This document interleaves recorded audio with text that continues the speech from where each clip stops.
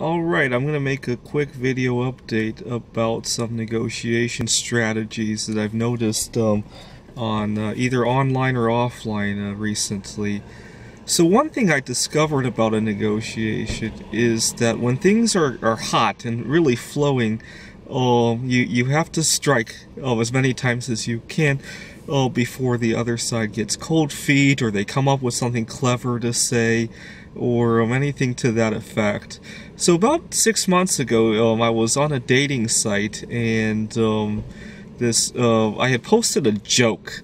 I think I posted that I wanted to marry somebody in order to gain a citizenship because I wanted to flee the country. I had a lot of enemies in the United States. So I get an email from a Canadian citizen. I'm not terribly interested in moving to Canada. It's not cheap or anything. And so we had exchanged a few emails, and I kept putting off going to meet her, just because I got busy with so many things, writing computer games, and doing odd gigs that I found on Craigslist, and getting exercise. I mean, sometimes the situation I'm in with all the gigs I'm doing, I have to squeeze 5 or 10 minutes to get exercise whenever I can because those opportunities might not come back.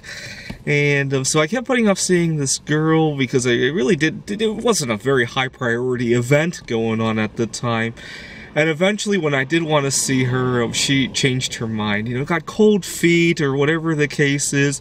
It didn't really bother me that much, except that it taught me the lesson that when you have an opportunity to do something, the opportunity could just as easily disappear. And it's a very important lesson because there are opportunities that definitely will not come back. I mean, there are many girls like the one I saw on the dating site. There are many Canadian citizens that I could potentially marry, but there are a lot of opportunities that will disappear and they will never come back. So it taught me one of those lessons. About a year ago, I was doing an odd gig and a friend of mine had referred me to this, and unfortunately, she had told this other friend my price before I got a chance to speak.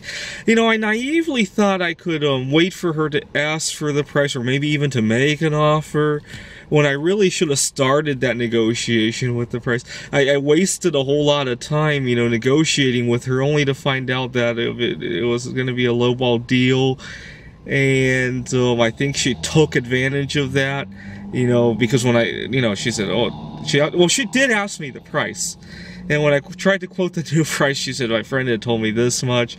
And then she stopped talking altogether. I feel I allowed the situation to play that way. Had I started with, my quotes around this range of, is this something that would be okay with you? We would have prevented a lot of this sunk cost issue. I think she allowed me to invest a lot into the deal. I see this a lot actually on Craigslist. People will, let's say I'm doing a photography gig, right? And they'll start by saying on the website, they'll quote around this much approximately, or depending on experience, whatever the exact words are. You'll talk to them, you'll send 10 or 20 emails back and forth sometimes, and then they'll drop the bombshell that they only want to pay about half as much, and you feel you've invested all this time and effort negotiating with them and you don't want to back out of it. I see this kind of flavor a lot. The real way to resolve this is to just allow the deal to fall off, because if they want you, they want you. If they don't, that's not somebody you want to work with anyway. But at the time of dealing with this, the emotions sometimes get the better of me, and I sometimes don't walk away from a deal like this when I really should. Sometimes I get the idea that I can hit the ball out of the park with that gig, and then hopefully charge more next time. Of course, if it's a one-off gig, it doesn't turn out that way. If anything, if you hit the ball out of the park, you get fewer hours, not more of them, depending on the gig on hand. That doesn't quite work out. And like my experience with them referring others, if it's a lowball deal, they refer other lowball clients. And again, if you hit the ball out of the park, you get fewer hours at the lowball rate. It doesn't quite work to the same degree that I think it does. what else have I done recently? Sometimes people one negotiation strategy I see, especially on Craigslist a lot, doesn't happen as much in real life, but on Craigslist a lot, when people want something, they make it so that you want it, so now it becomes your problem, it becomes their bargaining chip. So I do a lot of ride sharing on Craigslist. When I drive long distance, I post an ad, you know, who wants to go to this place as well, and we can split the cost. And there are a lot of variables that can come up when one ride shares. You know, what route they want to take, you know, whether eating and drinking and smoking is allowed in the car. What else could happen? What time of the day, of course, what day, you know, to make the trip. The exact locations of the pickup and drop off, because let's face it, if I'm driving, you know, I'm starting from Redmond and I want to go into Montana or go east, and they're in downtown Seattle, it's less appealing than somebody who's actually east Redmond, or at least east of Redmond, right? And okay, so people will negotiate these at a slight angle. You know, if they, for example, if I don't want people smoking in my car, right? But the person posting an ad that they want to ride, they don't say that they don't smoke. You would think that would, you know, it would be beneficial to say I don't smoke, because most drivers don't want people smoking in the car. But they don't say it. They wait for you to ask them, because now, oh, it's your, you know, situation. You know, it becomes their bargaining chip now. I never seem to found a word for this negotiation strategy, but this comes up a lot on Craigslist. The other technique that comes up, and this one I do have a name for, the nibbling technique, is that there are many fronts to the deal, and they negotiate each one piecemeal, so that, for example, when I do a private tutoring gig on online, or even when I'm negotiating in person, right? They'll negotiate a price, and it might be okay. It's at the low end of my range, but it's an acceptable price. And then as we get closer to the day they want to start, they start negotiating the scheduling, and it's a so-so day. You know, it's a busy day, but I could do it. And then they start negotiating the location. They want it at their house, or they want it at least close to their house. You know, I could arrange my other activities to accommodate that, but you can see I'm compromising on every front now, and had it been given holistically, hey, I want your services at this price, at this location, at this schedule, there's no way I would have accepted it. But they negotiated everything piecemeal, and it's only when I look back at it, it's like, oh my God, you know, and it makes it very hard to negotiate out of it, because I don't know which one is more easier to compromise for the other side, right?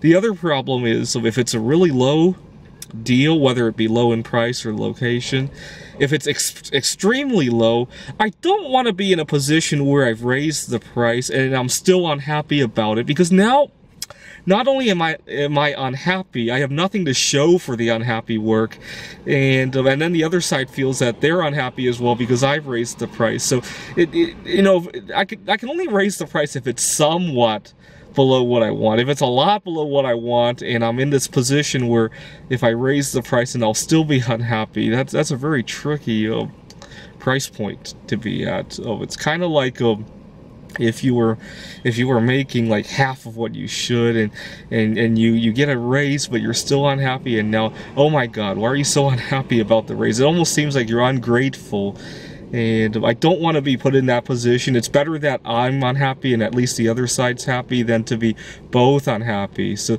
that's a tricky one. It's come up a few times at least throughout my my tutoring career. What else has happened? Sometimes people you know, I wish people wouldn't lie to me. If they have serious concern with what I do, you know, your price is too high, we don't have the money, or when people lie and they say, oh, we'll start next month or next week, and they boom, they disappear, because they you know, it's even more hurtful in that regard, because I have to put aside, you know, the energy. Sometimes I had one client who disappeared on me at the end of May, and before she disappeared, before it was her son that I'm tutoring disappeared. But before he disappeared, she kept saying, "Oh, we're really busy. We'll call you back next week." And she dragged it for 2.5 weeks when I could have been doing something else. You know, I was also on break at my regular job, and I really could have scheduled something else entirely at the time. But you know, I probably should have done that to give her pressure to schedule something. But I wish she would have said what the problem was. I think she had a little trouble with the price, but she didn't say that, you know. And